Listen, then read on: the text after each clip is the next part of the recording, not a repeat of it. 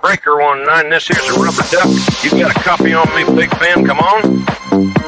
Boy, yeah, 10-4, Big Ben, for sure. By golly, it's clean clear to Flagtown. Come on. Yeah, it's a big 10-4 there, Big Ben. Yeah, we definitely got the front door, good buddy. Mercy sakes alive, looks like we got us a convoy. It was a dark moon on the 6th of June in a Kenworth pulling logs. Cab over Pete with a reefer on and a Jimmy hauling hogs. We was heading for Bear on I-10 about a mile out of Shaky Town. I says, Big Ben, this here's a rubber duck and I'm about to put the hammer down.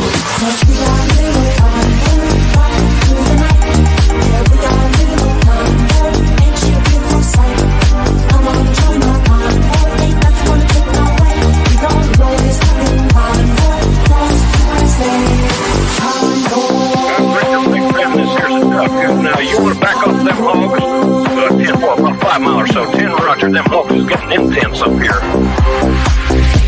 By the time we got into Tulsa town, we had 85 trucks in all.